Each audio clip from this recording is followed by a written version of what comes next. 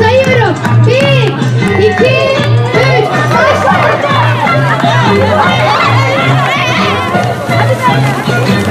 Hadi Meşe. Bravo.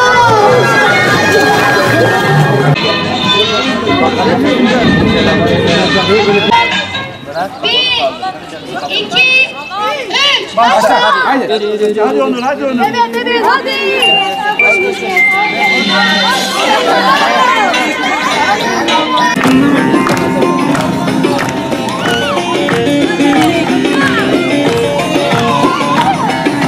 Güzel okulumuzda, güzel çocuklarımızla bu güzel etkinlikte bulunmakta duyduğum mutluluğu ifade etmek istiyorum ve sizlere en kalbi duygularımla selamlıyorum.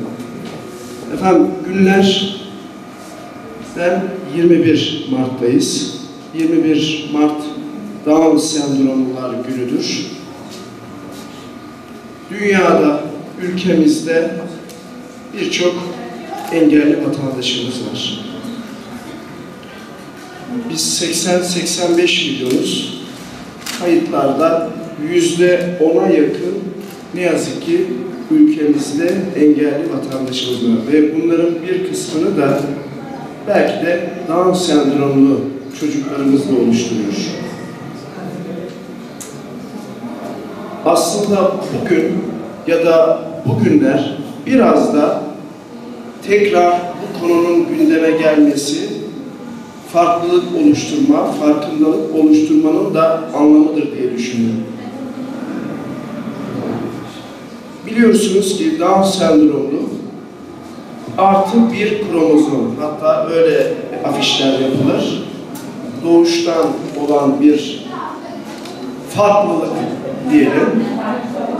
Bu farklılıkta yaşayan ailelerimiz elbette belki de çocukları neden bu şekilde diye büyük bir sıkıntı yaşıyor olabilirler. Ama bu konuda da devletimizin onlara katkı ve desteğini görüyoruz. Şu anda bulunduğumuz okul ilimizin tek, değil mi hocam? Tek özel eğitim kurumudur.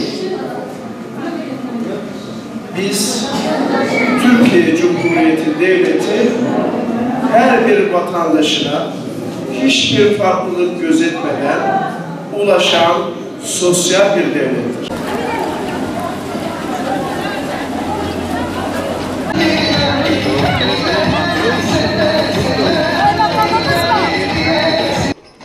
Cizre Özel Eğitim Uygulama Okulu, Şırnak bölgesinin ilk ve tek özel eğitim uygulama okuludur. Bizler bu konuda Şırnak bölgesinde özel eğitim konusunda farkındalık yaratmak istiyoruz. Bugün 21 Mart Dünya Down Sendromlular Günü. Biz bugün Down sendromu ile ilgili güzel bir farkındalık etkinliği yaptık ve çok da güzel geçti. Umarım daha nice farkındalık etkinliklerinde beraber oluruz. Bugün ki etkinlikte ailelerimiz, velilerimiz, diğer misafirlerimiz zaten gördüğünüz üzere çok mutlu oldular. Umarım belli bir farkındalık yaratmışızdır. Devletin sağladığı bir bundan dolayı çok mutluyuz.